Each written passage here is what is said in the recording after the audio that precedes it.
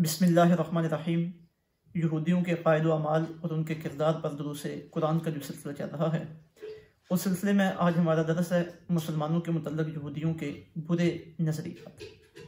इस बात में कोई शक व शुबा नहीं है कि जो मौजूदा यहूदियत है, इनके बड़े और जिनके नक्श कदम पर ये मौजूद हैं, सबसे पहले वो अल्लाह ताला और अल्लाह रब्बुल इज़्ज़त के अंबिया किराम अलैहिस्सलाम के दुश्मन हैं।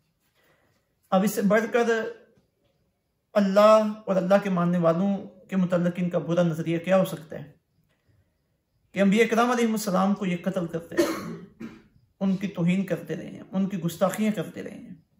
और फिर मेरे और आपके करीम आका सल्लल्लाहु अलैहि वसल्लम जब तशरीफ़ लाए तो बावजूद इसके कि वो उन्हें जानते थे और उनकी किताबों में आपके मुतल्लिक़ तमाम औसाफ़ और हालात वाक़यात ज़िक्र कर दिए गए थे, लेकिन फिर भी इन्होंने आका अलैहिस्सलाम की नबूवत को और रिसालत को मानने का इनकार किया।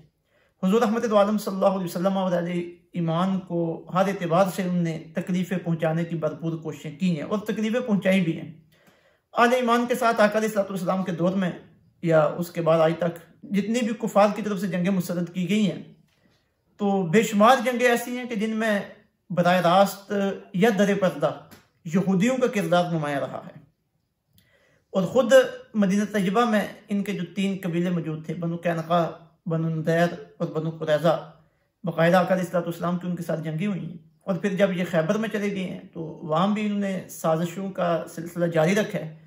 और जब मुशरिकीन मक्का ग़ज़वा खंदक के मौका पर आले ईमान के ऊपर पूरी ताकत के साथ हमला आवर हुए तो ये खैबर के लोग उनके साथ थे।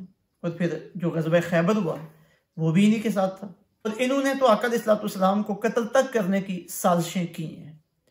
कुरान मजीद में अल्लाह रब्बुल इज़्ज़त ने इन बातों की तरफ भी हमारी तवज्जो मबज़ूल करवाई है कि इनके नज़रियात तुम्हारे बारे में अच्छे नहीं हैं, बहुत बुरे नज़रियात हैं इनके। तो इस ज़िमन में अल्लाह ताला ने इनकी जो अंबिया किराम अलैहिस्सलाम से दुश्मनी है उसे वाज़े किया, आका अलैहिस्सलाम के साथ इनकी जो दुश्मनी थी उसे वाज़े किया, आले ईमान के मुताबिक जो इनके नज़रियात हैं उन्हें वाज़े किया। मसलन सूरह अल-माइदा की आयत नंबर 82 में अल्लाह ताला इरशाद फरमाते हैं, लताजिदन्ना अशद्दन्नासि अदावतन लिल्लज़ीना आमनुल यहूदा, फरमाया अहले ईमान के साथ दुश्मनी में तुमसे बढ़कर यहूदियों को पाओगे, लज़ीना अशरकू और मुशरिकों को।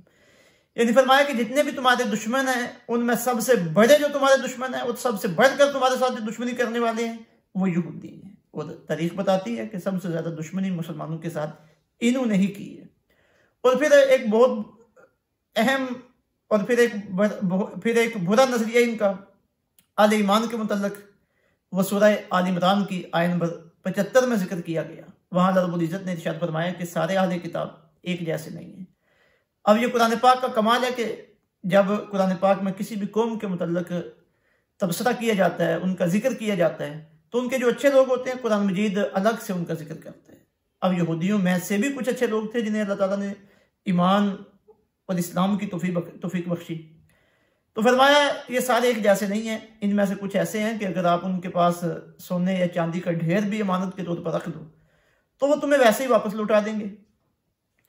लेकिन इनमें से कुछ ऐसे हैं कि अगर आप एक अशरफी भी, 1 रुपया भी उनके पास अमानत के तौर पर रखो तो ला युवद्दिही इलैका, वो तुम्हें वापस नहीं करेगा, इल्ला मा दुम्ता अलैहि कायमा, यहाँ तक कि तू मुसलसल उसके सर पर खड़ा ना रहे।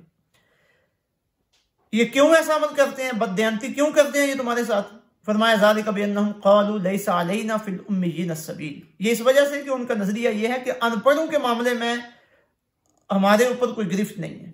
यानी ये जो अरब के मुसलमान हैं या जितने भी लोग इस्लाम में शामिल हैं, हम इनके साथ जो भी करें हमसे कोई पूछेगा नहीं, हम इनके मुतल्लिक़ आज़ाद हैं। इनके साथ बददयांती करें, इनके ऊपर जुल्म करें या किसी भी तरीके से हम इन्हें कोई तकलीफ पहुँचाएं तो हमसे कोई पूछने वाला नहीं है। ज़ालिका बिअन्नहुम क़ालू लैसा अलैना फ़िल उम्मिय्यीन सबील, ये इस वजह से कि वो कहते हैं कि अनपढ़ों के मामले में हमारे ऊपर कोई गिरफ्त नहीं है। व यक़ूलूना अलल्लाहिल काज़िब व हुम यालमून, फिर फरमाया कि ये लोग अल्लाह पर झूठ बांधते हैं हालांकि वो जानते हैं।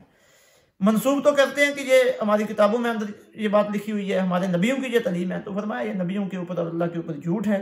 जो हज़रत मूसा अलैहिस्सलाम की तरफ से इनके पास जो तालीमात हैं वो तो सब लोगों के साथ सच बोलने की और दयानतदारी का मुजाहिरा करने की।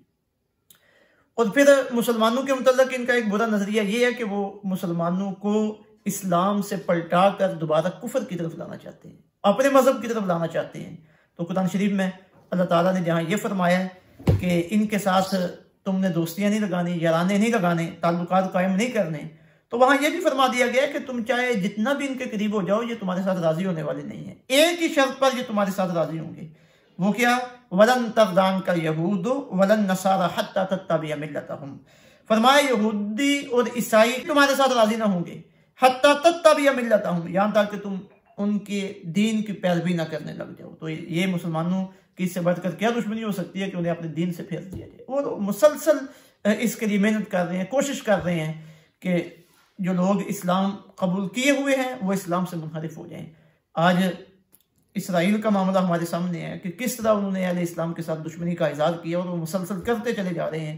जुल्म व सितम का जो सिलसिला उन्होंने शुरू किया और फिर फ़लस्तीन के मुसलमानों की ज़मीनों के ऊपर जिस तरह उन्होंने कब्ज़े किए, और फिर इनकी जो तहरीक सुहूनियत है जो इस वक्त मुसलमानों के खिलाफ मैदान जंग में है, उसका तो नज़रिया यही है कि हमने यहूदियों की हुकूमत कायम करनी है। और वो इस बुनियाद के ऊपर ये मेहनत कर रहे हैं कि हम अल्लाह के लाडले लोग हैं, अल्लाह के महबूब लोग हैं, और हमारे अलावा जितने भी लोग हैं उनकी हैसियत कीड़ों मकोड़ों की तरह भी नहीं है, और उन्हें हम कत्ल करें, उनके ऊपर जंग मुसल्लत करें, उनकी ज़मीनें छीनें, जो भी करें हमसे कोई पूछ नहीं होगी। तो ये एक बाकायदा इनमें तहरीक चली है कि जो सारी दुनिया के ऊपर हुकूमत का ख्वाब देख रही है और दूसरे लोगों का खात्मा चाहती है। तो ये इनके बुरे नज़रियात हैं जो कुरान मजीद में, हदीस तय्यबात में बार बार हमें बताए गए। लेकिन अफसोस की बात यह है कि इसके बावजूद भी मुसलमान अपना क़िबला उन्हें बनाए हुए हैं और उनकी तरफ देख रहे हैं, और मुसलमानों की हुकूमतें उनके खिलाफ आवाज़ बुलंद करने में और कोई भी इकदाम करने में नाकाम है, और डर रही है कि न जाने क्या हो जाएगा। तो अल्लाह ताला बार बार कुरान पाक में इसकी तरफ मुतवज्जह करता है कि